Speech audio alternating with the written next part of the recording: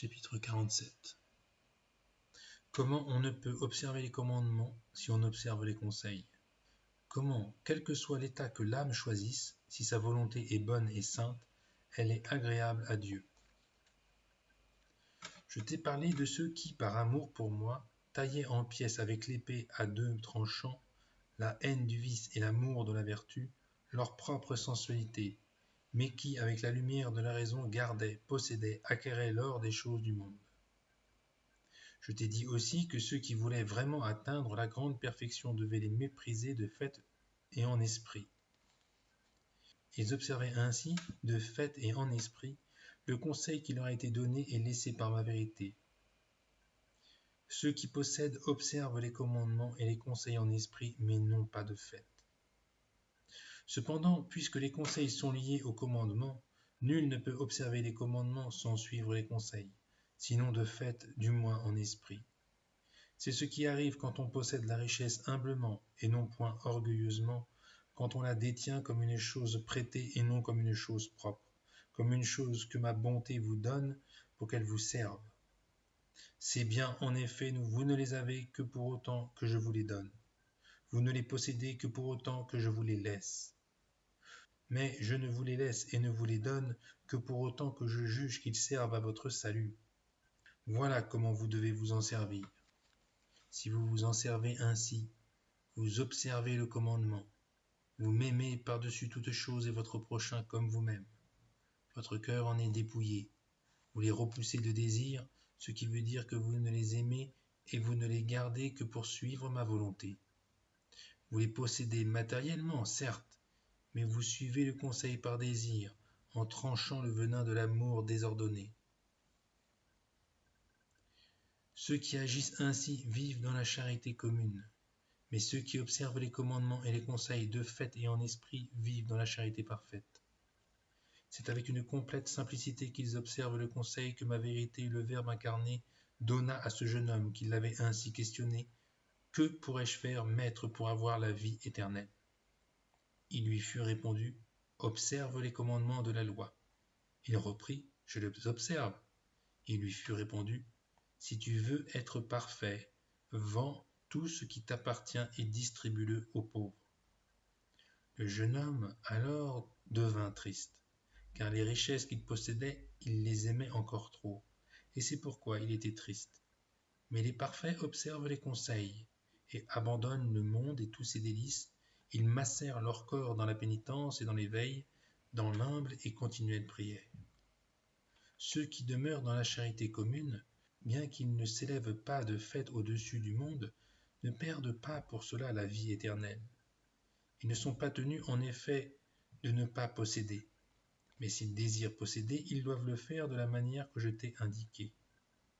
En possédant, ils ne sauraient m'offenser puisque toute chose est bonne et parfaite, créée par moi qui suis la souveraine bonté, pour le service de mes créatures raisonnables, mais non pour que mes créatures deviennent les serves et les esclaves des délices du monde. Si pour qu'ils en usent, s'il leur plaît de les détenir et de ne pas atteindre la grande perfection, non comme des propriétaires, mais comme des serviteurs.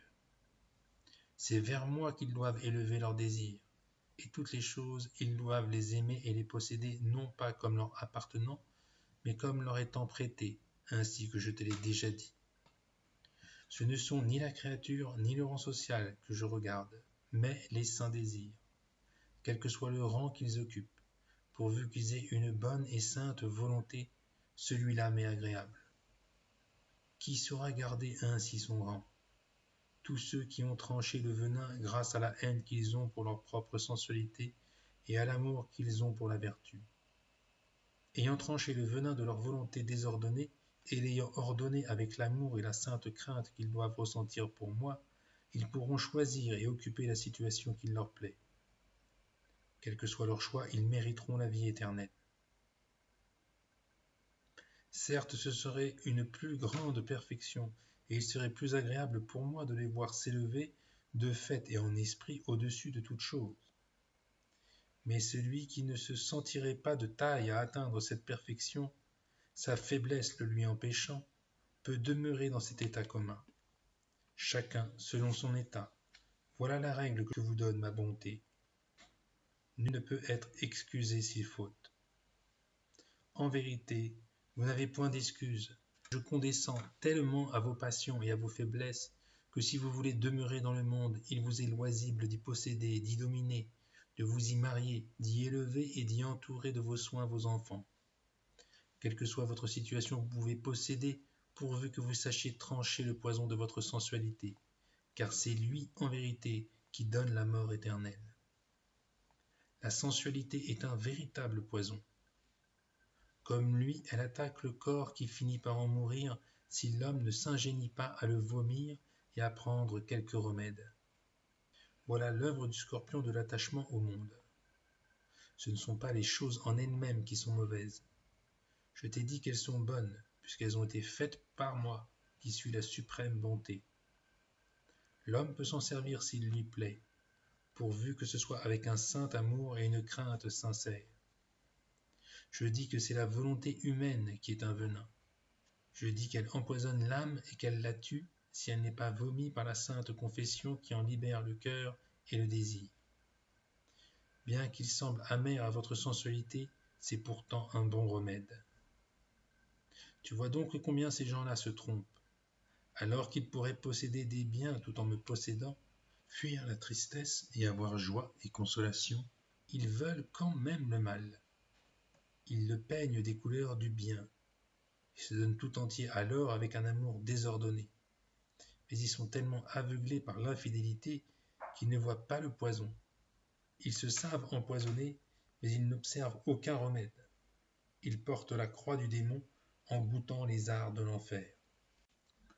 Chapitre 48. Comment les mondains ne peuvent se rassasier de tout ce qu'ils possèdent, de la souffrance que leur perverse volonté endure en cette vie. Je t'ai dit que la volonté seule est cause de la souffrance de l'homme, et puisque mes serviteurs sont dépouillés de la leur et revêtus de la mienne, ils ne sauraient éprouver aucune affliction. Ils sont complètement rassasiés puisque ma grâce remplit leur âme. Ceux qui ne me possèdent pas, posséderaient-ils le monde entier, ne peuvent pas être rassasiés. Les choses créées, en effet, sont moindres que l'homme. Elles sont faites pour l'homme, et non pas l'homme pour elles. C'est pourquoi celui-ci ne peut être rassasié par elles. Moi seul puis le rassasier. Pourtant ces malheureux qui vivent dans un tel aveuglement sont perpétuellement haletants et ne se rassasient jamais. Ils désirent ce qu'ils ne peuvent obtenir parce qu'ils ne me le demandent pas à moi qui seul peut les rassasier. Veux-tu que je te dise pourquoi ils sont dans la peine? Tu sais que l'amour est toujours une cause de souffrance quand on vient à perdre ce à quoi on s'est identifié. Ceux-là, par l'amour, se sont, et de diverses manières, identifiés avec la terre. Aussi sont-ils devenus terre.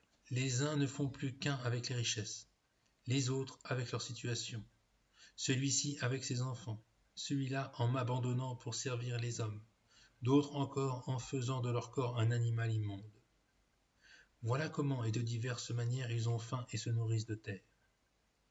Ils voudraient que toutes les choses qu'ils aiment fussent immuables, mais elles ne le sont pas, elles passent comme le vent. C'est pourquoi, ou bien ce sont eux-mêmes qui les quittent en mourant, ou bien ils en sont privés par ma providence. Cette privation les fait souffrir intolérablement. La douleur qu'ils éprouvent en les perdant n'a d'égal que l'amour déréglé qu'ils ont eu en les possédant.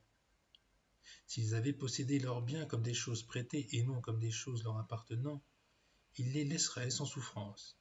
Ils éprouvent de la douleur parce qu'ils n'ont pas ce qu'ils désirent.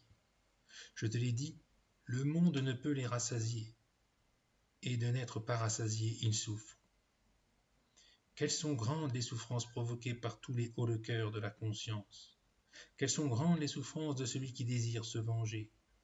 Celui-là se ronge continuellement et il se tue lui-même avant de tuer son ennemi. Il s'est tué, lui le premier, avec son propre couteau, la haine. Quelle est grande la souffrance endurée par l'avare, qui, dans son avarice, se prive du nécessaire.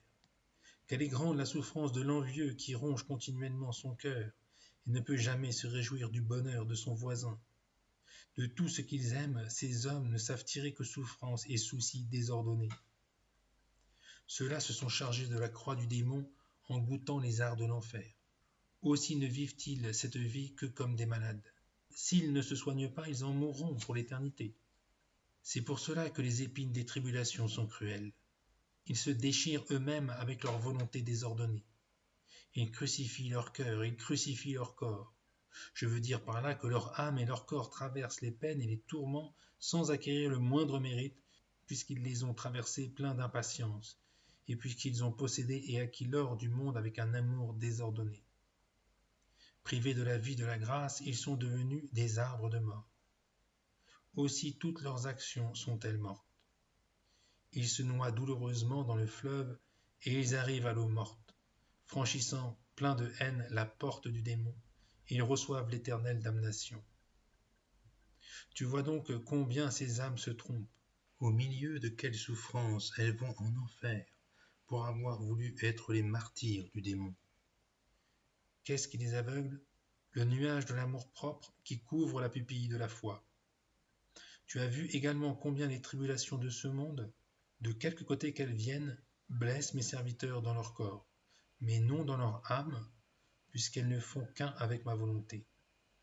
C'est pourquoi ils se réjouissent de pâtir pour moi.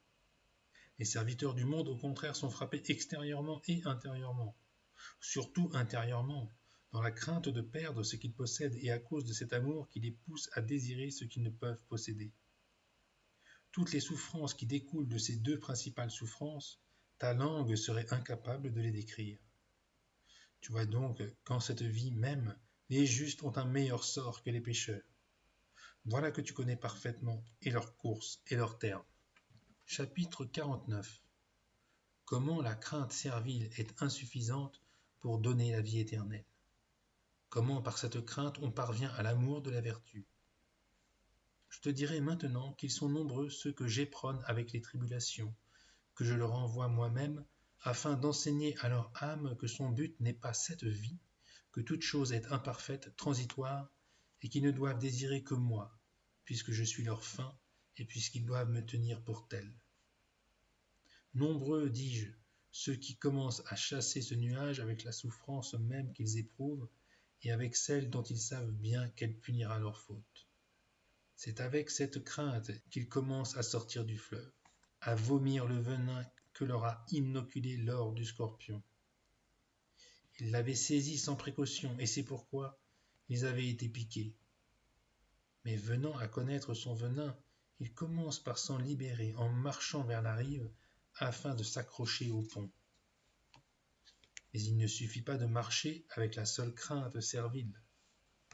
Balayer de la maison le péché mortel sans la remplir de vertus fondées sur l'amour et non sur la crainte n'est pas suffisant pour mériter la vie éternelle. S'il ne pose pas les deux pieds, je veux dire l'amour et le désir, sur la première marche du pont, ce sont les deux pieds qui portent l'âme vers l'amour de ma vérité, tout est inutile. Voilà la première marche qu'il est bon pour vous de gravir. Je te l'ai déjà dit, quand je t'ai appris comment mon fils avait fait un escalier de son corps. Il est bien vrai que c'est là une façon assez courante de s'élever, puisque c'est toujours par la crainte du châtiment que les serviteurs du monde commencent à s'élever. Les tribulations les rendent parfois si insupportables à eux-mêmes que le monde commence à leur déplaire. S'ils utilisent cette crainte à la lumière de la foi, ils arrivent alors à l'amour de la vertu. Il en est cependant qui avancent avec une telle tiédeur qu'ils retombent dans le fleuve. Arrivés sur la rive, qu'un vent contraire s'élève, et les voilà de nouveau happés par les vagues de cette ténébreuse vie. Si c'est un vent de prospérité, le négligent qui n'a point gravi la première marche avec son amour et sa volonté se tourne de nouveau vers les délices avec un amour déréglé. Si c'est un vent d'adversité, c'est la colère qui le fera se retourner.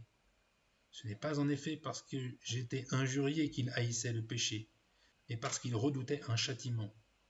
C'est cette crainte qui l'avait éloigné de son vomissement. Mais toute chose de vertu nécessite la persévérance. En ne persévérant pas, on ne parvient pas à s'attacher à sa propre volonté d'arriver à ce terme vers lequel on s'était acheminé. En ne persévérant pas, on n'arrive pas. C'est pourquoi la persévérance est nécessaire pour qui veut réaliser son désir. Je t'ai dit que ces gens-là se retournent selon les impulsions qui leur viennent. De même, parfois, quand leur sensualité se rebelle contre l'esprit, des créatures, parfois, quand ils les regardent en dehors de moi avec un amour désordonné, ou quand ils s'irritent contre elles parce qu'elles les insultent, tantôt du démon qui les combat de diverses manières, soit qu'il les méprise pour les confondre, ce bien que tu as commencé te sera inutile à cause de tes péchés. Les démons ne parlent ainsi que pour les faire revenir en arrière et leur faire abandonner ce qu'ils ont entrepris, soit qu'ils les prennent par la facilité en leur faisant mettre tout leur espoir dans ma miséricorde. Pourquoi tant de peine? Profite de la vie. Au moment de la mort, tu reconnaîtras tes fautes et tu seras sauvé. Le démon leur fait perdre ainsi leur crainte initiale. C'est pour toutes ces raisons, mais il en est d'autres, qu'ils reviennent en arrière et qui ne sont ni constants ni persévérants. Cela ne se produit que parce que la racine de l'amour-propre n'est pas arrachée de leur âme. Aussi, sans persévérance, reçoivent-ils plein de présomption ma miséricorde et l'espérance, non pas comme il se doit, mais comme des ignorants et des orgueilleux qui comptent sur cette même miséricorde qu'ils ne cessent point d'offenser. Je ne leur ai jamais accordé et je ne leur accorde pas la miséricorde pour qu'ils m'outragent, mais pour qu'ils se défendent contre la malice du démon et contre la confusion de leur esprit. Mais c'est tout le contraire qu'ils font, puisque c'est avec le bras de la miséricorde qu'ils m'offensent. Cela n'arrive que parce qu'ils n'ont pas achevé cette première transformation qu'ils avaient ébauchée lorsqu'ils s'arrachaient, effrayés par le châtiment et déchirés par les tribulations, à l'ignominie du péché mortel. Aussi, en ne changeant pas, ils ne parviennent point à l'amour de la vertu. Ils n'ont pas persévéré, mais leur âme ne peut se transformer. Quand elle n'avance point, elle recule. Aussi, en n'allant pas plus avant avec leur vertu, en ne s'arrachant pas pour parvenir à l'amour, à cette imperfection que constitue encore la crainte, ne peuvent-ils que reculer. Chapitre 50. Comment cette âme tomba dans une grande amertume à cause de l'aveuglement de ceux qui se noyaient au fond du fleuve.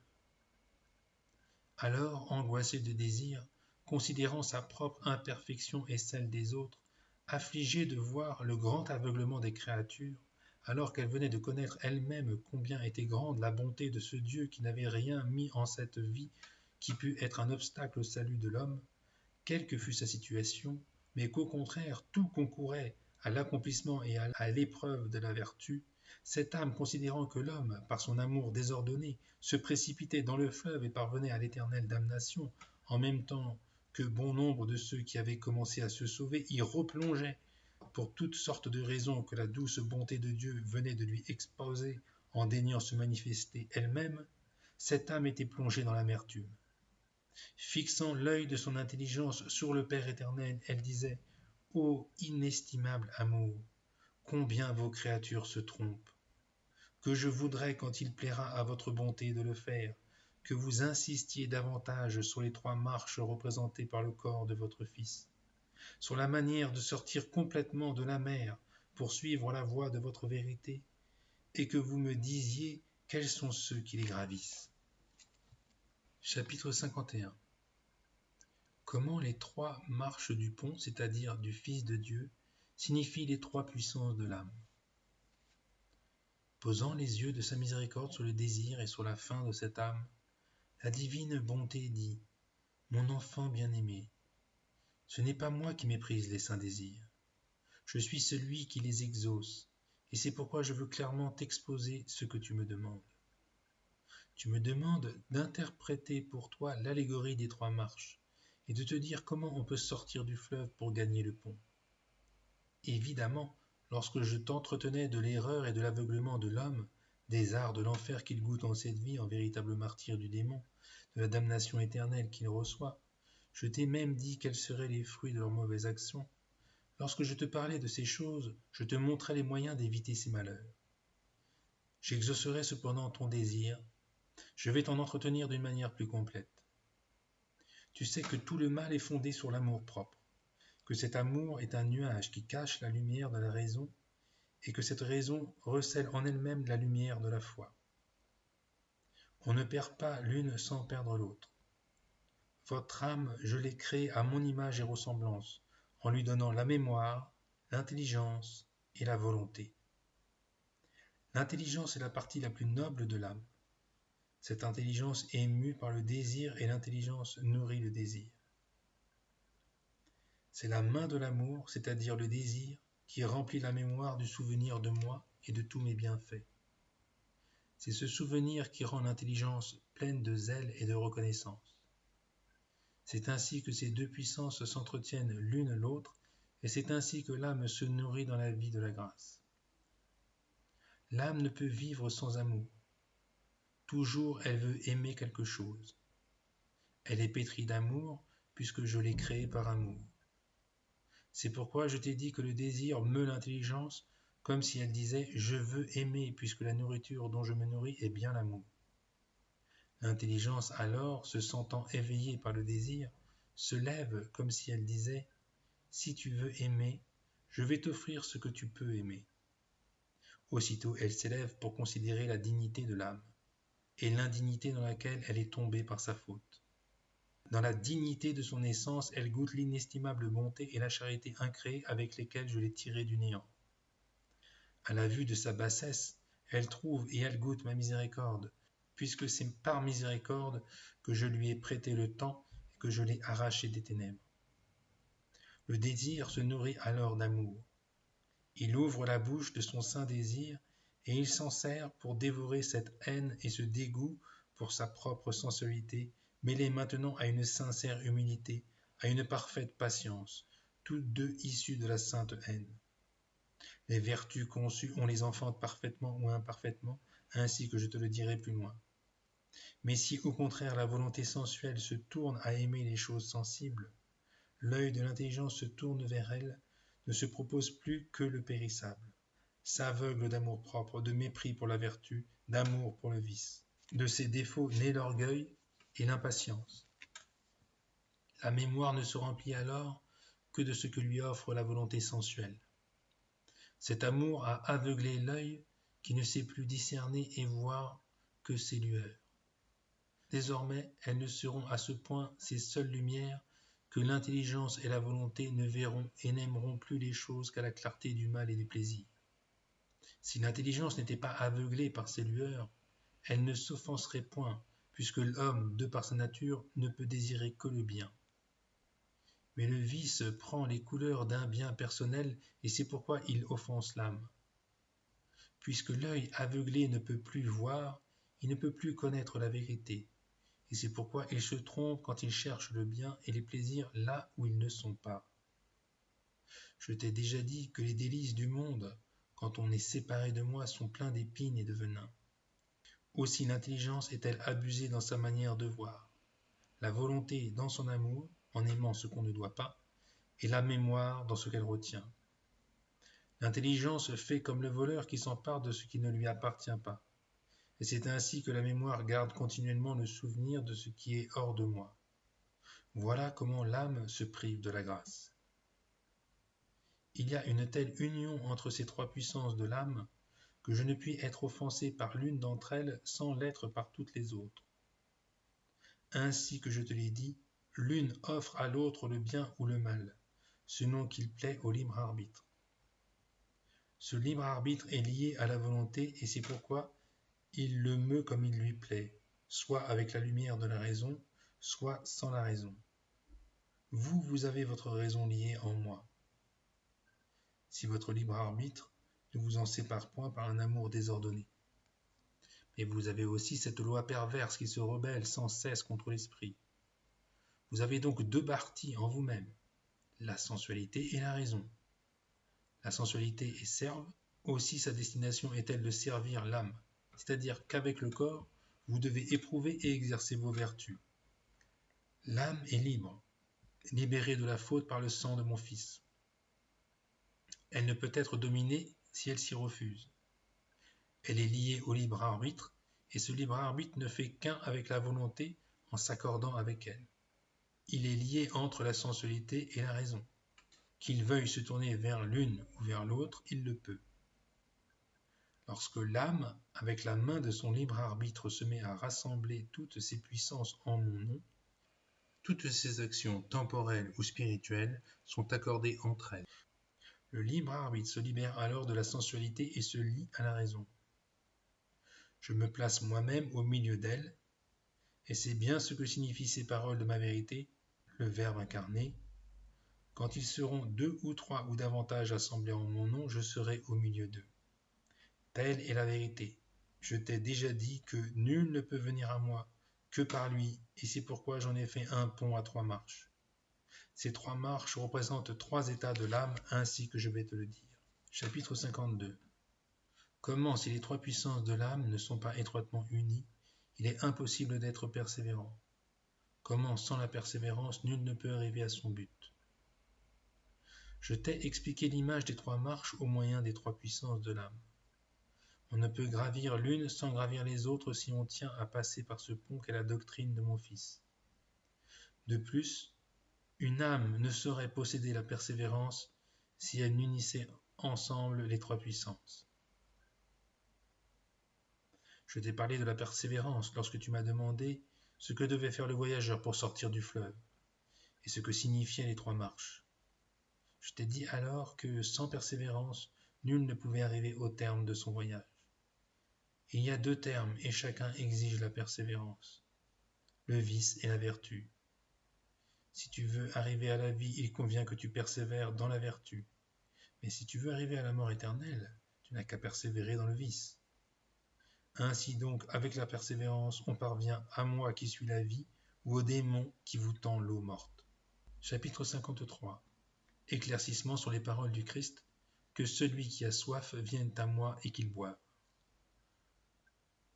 Tous, tant en général qu'en particulier, vous êtes appelés par ma vérité, qui, angoissé de désir, criait dans le temple, que celui qui a soif vienne à moi et qu'il boive, car je suis la source d'eau vive. Elle n'a pas dit que celui-là aille vers le Père et qu'il boive. Elle a dit qu'il vienne à moi. Pourquoi? Parce qu'en moi, le Père, il ne peut y avoir ni souffrance, alors qu'en mon Fils, il y en a. Or, pendant que vous êtes des pèlerins et des voyageurs sur cette terre, vous ne pouvez avancer sans souffrance, puisque par le péché, la terre s'est couverte de ronces. Pourquoi a-t-elle dit qu'ils viennent à moi et qu'ils boivent? Parce qu'en suivant sa doctrine, soit par les commandements avec l'esprit des conseils, soit par les commandements et la pratique des conseils, soit en un mot selon la manière choisie pour passer par lui, charité parfaite ou charité commune, vous trouverez de quoi boire, en trouvant et en savourant le bienfait du sang issu de l'union de la nature divine avec la nature humaine. En vous trouvant en lui, vous vous trouverez en moi, Mère pacifique, puisque je suis une seule chose avec lui, et lui une seule chose avec moi. Aussi êtes-vous invités à la source d'eau vive de la grâce. Il vous convient donc de passer par lui, puisque je l'ai établi pour être votre pont, avec persévérance, afin que ni les ronces, ni les vents contraires, ni la prospérité, ni les souffrances qui pourraient vous accabler ne puissent vous faire retourner en arrière. Vous devez persévérer jusqu'au moment où vous me trouverez, moi, qui vous donnerai l'eau vive, et c'est par l'intermédiaire de ce doux Verbe, mon Fils unique, que je vous la donnerai.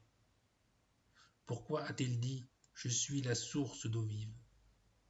Parce qu'il était la source qui me contenait, moi qui donne l'eau vive, grâce à l'union de sa nature humaine avec ma nature divine. Pourquoi a-t-il dit qu'ils viennent à moi et qu'ils boivent? Parce que vous ne pouvez point passer sans souffrir.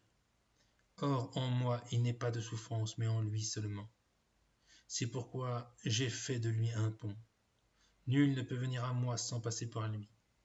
C'est pourquoi il a dit lui-même, « Nul ne peut aller au Père sinon par moi. » C'est la vérité proclamée par ma vérité. Tu as vu quel est le chemin qu'il est bon de suivre, et comment il faut le suivre, dans la persévérance. Sans elle, vous ne sauriez boire. Elle est cette vertu qui reçoit en moi vie durable, sa couronne de gloire et la victoire. Chapitre 54. Comment doit se comporter généralement toute créature raisonnable pour pouvoir sortir des tempêtes du monde et suivre le pont? Nous revoici aux 3 marches que vous devez gravir, si vous voulez sortir du fleuve, pour ne pas vous noyer, si vous voulez parvenir à cette eau vive à laquelle vous êtes appelés et m'avoir au milieu de vous. En effet, Pendant que vous marcherez, je serai au milieu de vous, puisque par ma grâce, je demeure dans vos âmes. Il vous faut donc avoir soif, si vous voulez passer, car ceux-là seuls qui ont soif ont été invités. Que celui qui a soif vienne à moi et qu'il boive. Celui qui n'a pas soif ne persévère pas dans sa marche. Ou bien il recule à cause de la fatigue, ou bien il recule à cause de quelque plaisir. Il ne se soucie point de porter le seau pour puiser l'eau. Il ne se soucie point de se faire accompagner. Il sait pourtant qu'il ne peut pas aller seul. Aussi, dès qu'il se voit menacé de la moindre persécution, il s'en détourne, parce qu'il voit en elle un ennemi. Il a peur parce qu'il est seul. Mais s'il était accompagné, il n'aurait pas peur. S'il avait gravi les 3 marches, il se serait rassuré, parce qu'il ne serait plus seul. Il faut donc que vous ayez soif de vous réunir, ainsi que je vous l'ai dit, à 2, 3 ou davantage. Pourquoi a-t-il dit ou 2 ou 3? Parce qu'il n'y a pas 2 sans 3. Un seul, il n'est pas question que je puisse être au milieu, puisqu'il n'a pas de compagnon qui me permette de me tenir au milieu d'eux. Celui-là serait néant, puisque celui qui demeure dans l'amour de lui-même est seul. N'est-il pas séparé de ma grâce et de la charité du prochain? Étant privé de moi par sa faute, il retourne au néant, parce que moi seul suis celui qui suis. Ainsi donc, celui qui est un, c'est-à-dire qui se tient tout seul dans son amour-propre, n'est ni compté par ma vérité, ni agréable à moi-même. Voilà pourquoi il a dit, quand ils seront 2 ou 3 ou davantage assemblés en mon nom, je serai au milieu d'eux.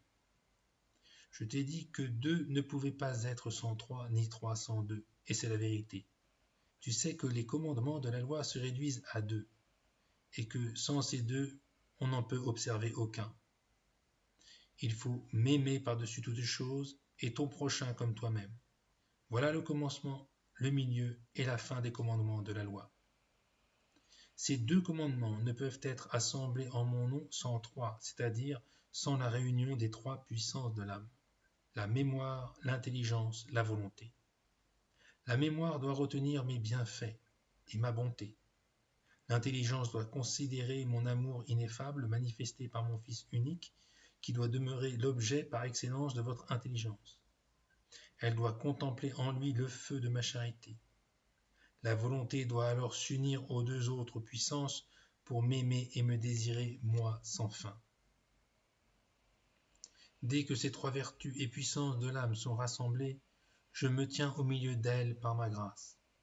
Rempli de ma charité et de celle de son prochain, l'homme trouve aussitôt la compagnie de toutes les autres vertus. Les besoins de l'âme se disposent alors à avoir soif. Soif de la vertu, soif de mon honneur et du salut des âmes. Toute autre soif est éteinte et morte en eux. L'âme peut alors avancer sûrement et sans crainte servile dès qu'elle a gravi la première marche de la volonté. La volonté dépouillée de tout amour-propre s'élève en effet au-dessus d'elle-même et au-dessus des choses périssables. Elle ne les aime et elle ne les possède, si elle tient à les posséder, que pour moi et non pas sans moi, c'est-à-dire avec une sainte et sincère crainte dans l'amour de la vertu. Voici la 2e marche gravie, celle de la lumière de l'intelligence qui se mire dans mon profond amour, dans le Christ crucifié qui m'a servi à vous le prouver. Elle trouve alors la paix et la quiétude, car la mémoire s'est remplie de ma charité. Tu sais que la chose vide résonne quand on la frappe, mais qu'elle ne résonne pas quand elle est pleine. Il en est de même de la mémoire. Quand elle est remplie de la lumière de l'intelligence ou de la volonté d'amour, tu peux la frapper avec des tribulations ou des plaisirs, elle ne résonne plus de joie désordonnée ou d'impatience. Elle est remplie de moi qui suis tout bien. Dès que l'âme a gravi la 3e marche, elle n'est plus seule. La raison, ayant pris possession des 3 marches, des 3 puissances de l'âme, les a rassemblées dans mon nom. Ayant uni les 2, c'est-à-dire mon amour et l'amour du prochain, ayant uni la mémoire pour qu'elle retienne, l'intelligence pour qu'elle voie et la volonté pour qu'elle aime, l'âme se trouve être en ma compagnie. Je lui donne alors la fermeté et la sécurité. Elle rencontre les vertus, et c'est ainsi qu'elle avance et qu'elle se sent rassurée, puisque je marche moi-même au milieu. Elle avance remplie d'un angoissant désir, assoiffée de suivre le chemin de la vérité, qui mène à la source d'eau vive. Pour cette soif qu'elle a de mon honneur, du salut de son âme et de celui du prochain, elle désire cette voie, puisque sans cette voie, elle ne pourrait arriver. Elle va, elle porte la coupe de son cœur enfin vidée de toute volonté et de tout amour déréglé, mais dès qu'elle est vide, elle se remplit. Nulle chose en effet ne saurait demeurer vide. Dès qu'on la vide des choses périssables, l'air la remplit, c'est-à-dire le céleste et doux amour divin avec lequel l'âme parvient à l'eau de la grâce. Dès qu'elle y arrive, elle franchit la porte du Christ crucifié et elle goûte l'eau vive en se retrouvant en moi qui suis mère pacifique. Chapitre 55. Bref résumé de ce qui a été dit. Je viens de t'expliquer ce que toute créature doit faire pour éviter les tempêtes du monde, pour ne pas se noyer et pour ne pas tomber dans l'éternelle damnation. Je t'ai montré aussi les 3 marches qui, d'une manière générale, sont les 3 puissances de l'âme, et comment nul ne peut en gravir une sans gravir les autres. Je t'ai dit aussi au sujet des paroles de ma vérité, quand ils seront 2 ou 3 assemblés en mon nom, qu'il s'agit là de l'union des 3 puissances de l'âme. Ces 3 puissances, une fois assemblées, s'accompagnent des 2 principaux commandements de la loi, la charité envers moi et la charité envers le prochain, c'est-à-dire l'amour que, par-dessus toutes choses, on doit avoir pour moi et pour le prochain, considéré comme un autre moi-même. Ces 3 marches franchies, c'est-à-dire rassemblées en mon nom, vous voilà assoiffés d'eau vive. L'âme se met alors en route. Elle suit le pont qui est la doctrine de mon Fils, qui est lui-même le pont. Vous voilà donc courant à la voix qui vous appelle, comme elle le faisait dans le temple. Que celui qui a soif vienne à moi et qu'il boive, car je suis la source d'eau vive.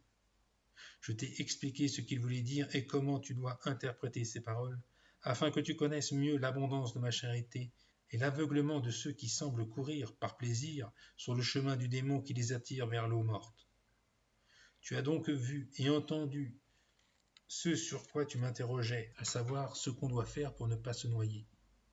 Je t'ai dit ce qu'il faut faire. Monter sur le pont. Monter, c'est rassembler et unir les puissances de l'âme dans l'amour du prochain, en m'apportant la coupe de votre cœur, puisque j'abreuve ceux qui me le demandent, et persévérer sur cette voie du Christ crucifié jusqu'à la mort. Voilà ce qu'il vous faut faire, quel que soit votre état. Il n'est pas d'état, pas d'excuse, pour ne pas devoir ou ne pas pouvoir le faire.